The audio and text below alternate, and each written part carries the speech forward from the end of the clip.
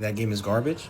Level design sucks in that game. Alright, so here's a little hot take of mine. I don't think DmC Devil May Cry was as bad of a game as everyone wants to make it out to be, and I genuinely think it's massively overhated. Now, the game has genuinely some good combat, it has a good story, and a pretty good soundtrack, so why is it that a lot of people hate this? It's simple, it's how they depicted Dante and Vergil. This is genuinely one of the worst depictions of a character that could ever be in any type of reboot. The original Dante was charming, funny, he was someone that you genuinely wanted to hang around with. The new Dante looks like he takes that funny blue stuff from Breaking Bad, and he looks like he'd probably punch you in the face because he thinks it's funny. Vergil, I've said this before, Vergil is one of the coolest characters in all of gaming. He has so much aura that it rivals Dr. Doom.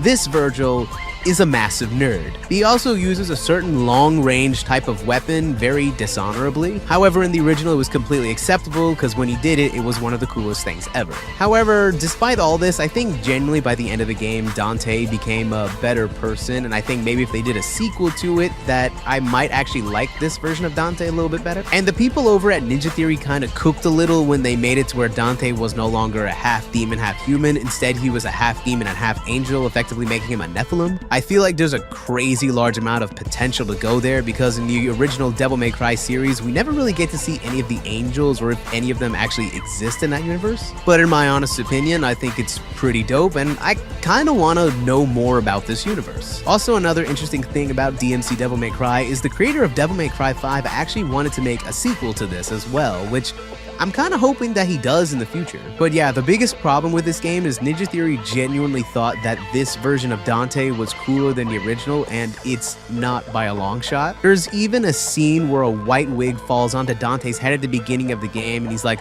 not in a million years. Really, the main problem with this Dante is it feels like he's so edgy, he's trying his hardest to be cool, and it doesn't work like Spawn does, it's just so edgy to where it's lame. However, by the end of the game, he does permanently get the white hair, so again, hoping if they do a sequel to this, they, go and add a little bit of the OG Dante into this. But again, I don't really hate this game, I think it's genuinely overhated, and I'm hoping that Capcom gives this universe another chance one of these days, because with everything that Ninja Theory learned from all their mistakes with this, I'm hoping that they could do better. But anyway, those are my thoughts on this. See ya.